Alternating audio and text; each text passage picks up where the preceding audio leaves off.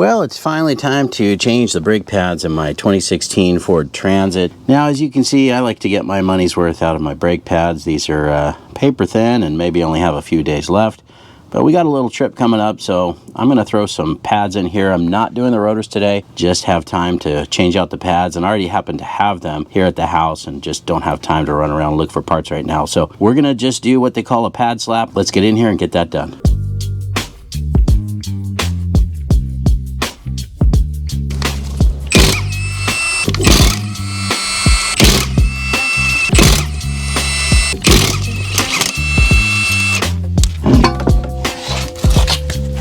Got a 2016 Ford Transit, and as you can see, these brake pads are completely gone, completely worn down. This happens to be my personal vehicle. Now, of course, most people are going to tell you, you can't do this. You need to take off the rotors and change those out every time, or at least have them turned. Now, we've got an upcoming trip here in a couple days, and I just don't have the time to get all the parts I need to do the rotors. Of course, a lot of these bolts are supposed to be replaced. They're kind of a one-time use only. So this is just a quick, down and dirty pad slap. That's all we're going to do today. Even to get these machined would be a little bit more effort than normal because of this hub or bearing assembly that is attached. You'd have to take that off, and you know, they probably do have the adapters to get that done, but I just don't have the time.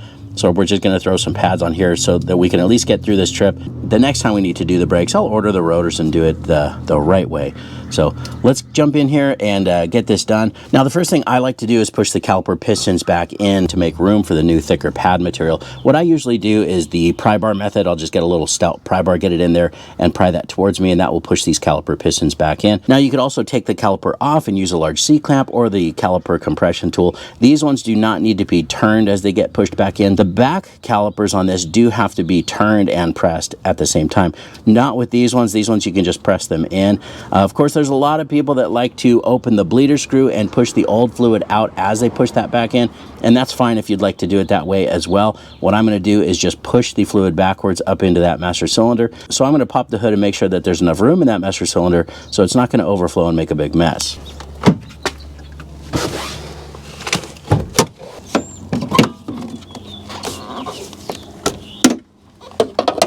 All right, so here's our master cylinder, and I can't really see through there, so let me get a flashlight. Well, this plastic that Ford's using here is very difficult to see through, but hopefully that's showing up okay on camera. We're still well below the max, and we're gonna be able to push this back up without making a big mess or overflowing here out the cap. Now, I really don't notice too much difference in resistance whether I take the cap off or leave it on. And I don't like to open these if I can avoid it because the brake fluid is hygroscopic, meaning that it attracts moisture. It even absorbs the moisture in the air. So if you introduce new air, that can cause this to absorb more of that moisture in that air, and that causes the brake fluid to degrade and go bad. So let's go down and push those caliper pistons back in. I'm going to use this right here. It's a nice short stout pry bar from Mayhew. It's called the Mayhew Dominator, and all you need to do is get in between here, the body of the caliper and the edge of the rotor here, and just start pulling that towards you. See how easily that pulls?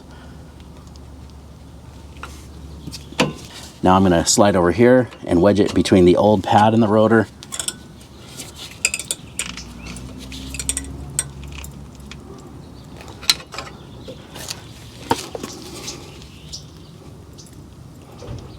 Nice, slow, steady pressure is all you need.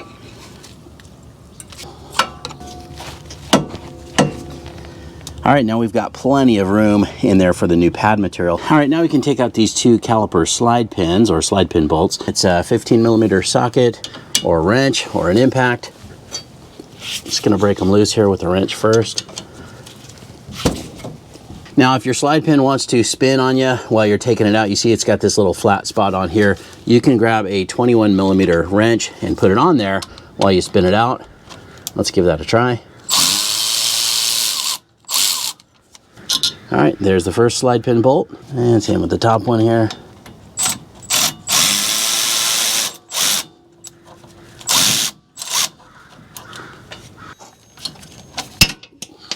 Not a lot of room up here because of this brake line, but it'll come out. All right, now we can take off the caliper, and you just don't want to let this hang or dangle by the brake line here. So I'm going to use one of these little caliper hooks, hook it up here, and put it way up here on the coil spring, up out of the way. All right, then we can pop out the old brake pads.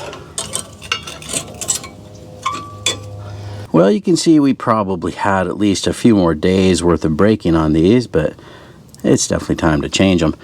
This right here, you can see that shiny piece. That's a part of the shim on the back here, where the little tab that wraps around the backing plate.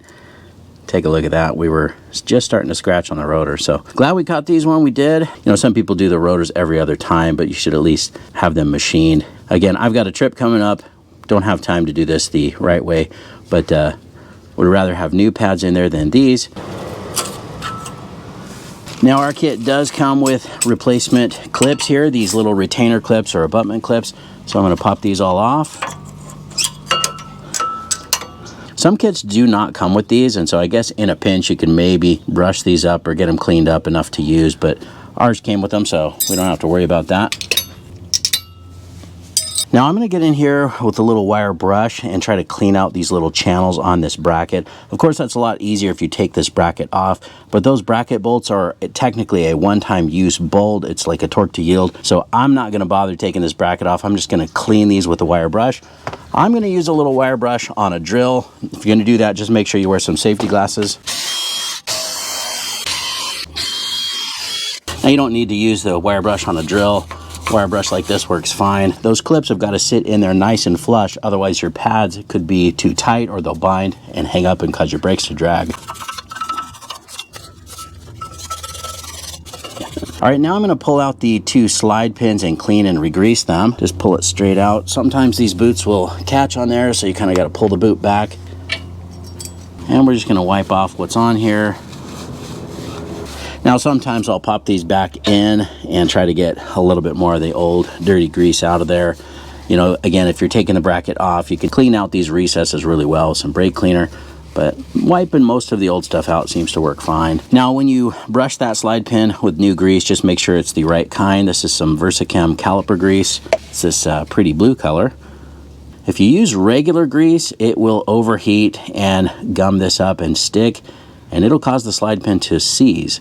So make sure you don't use regular petroleum-based grease. It's got to be silicone-based like this.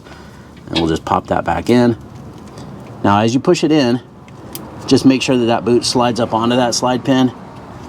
And I'll usually spin it around a few times, work it back and forth, and if you need to, squeeze that boot to squeeze out or burp out any air. This one looks good. Now let's do the bottom one.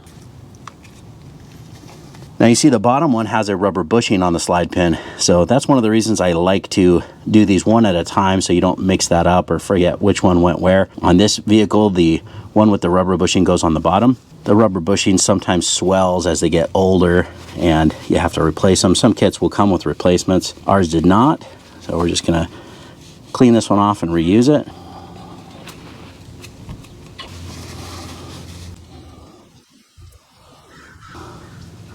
Pop it back in. All right, that looks good. The next thing I like to do is put a little bit of the same caliper grease underneath each one of those abutment clips before I put them back on. So I'm just going to brush a very small amount in there.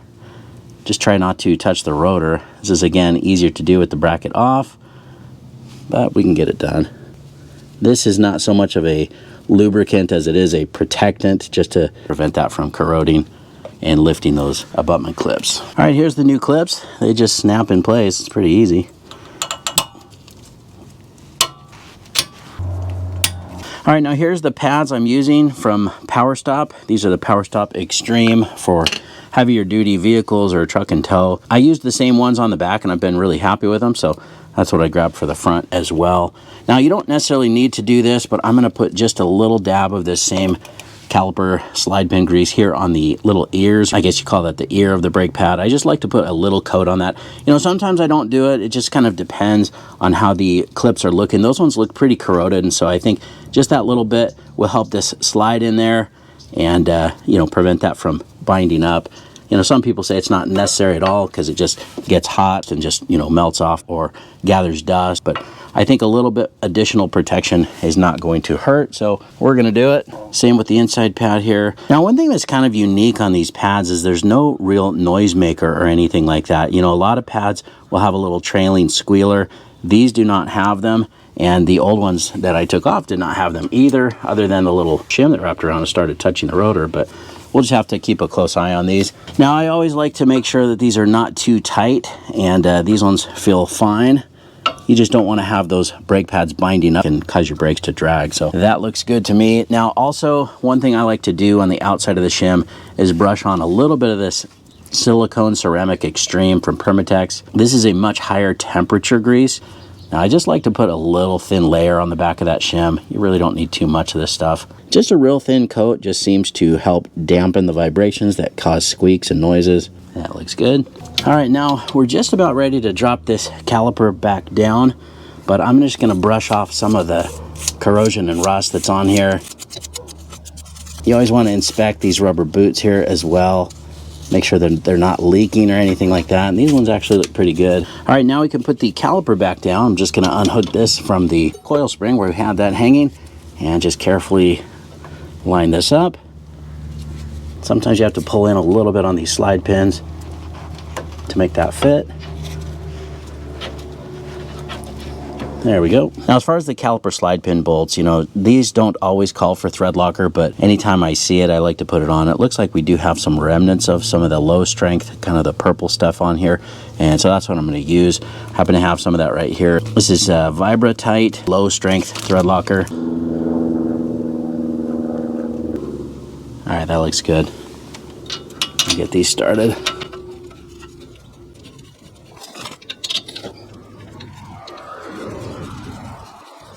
All right, I'm going to use that same 21 millimeter wrench to keep that slide pin from spinning.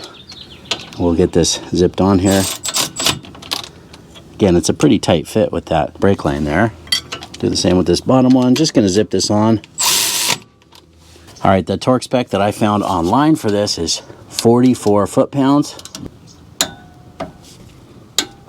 And you're done. Now, because of the size of this van and the height of this van, they bias the brakes to the back. So I've had to do the backs a couple times, but this is the first time I'm having to do the front ones. Now, this vehicle has about 100,000 miles, and these are the original brake pads. And I just wasn't really prepared other than having the pads on hand. If you are going to do this the right way, you do need to order a rotor. You need to also order these wheel bearing or hub bolts along with the caliper bolts. All of those bolts are one-time use. You can still reuse these caliper slide pin bolts, but as far as the caliper bracket bolts and these hub or bearing bolts, that all is supposed to be changed. Ford says that it's a one-time use. These ones I think are torque to yield, so you do need to do that if you're going to change these out. Also, of course, a rotor, or even if you took this off to have it machined, you're still going to have to replace all of those bolts, according to them. A lot of people just replace this wheel bearing hub assembly as well. It's a preventative maintenance sort of thing. And if you're working on an ambulance or something that needs to be super reliable, that's one thing. But again, it's completely up to you. If you're working on your own vehicle, how you want to do this. For me, again, it's my own vehicle. We just needed to get these changed out so we can get there and back home safely. So now, before we do head out, you do need to go in the vehicle and step on the brake pedal several times until it feels firm,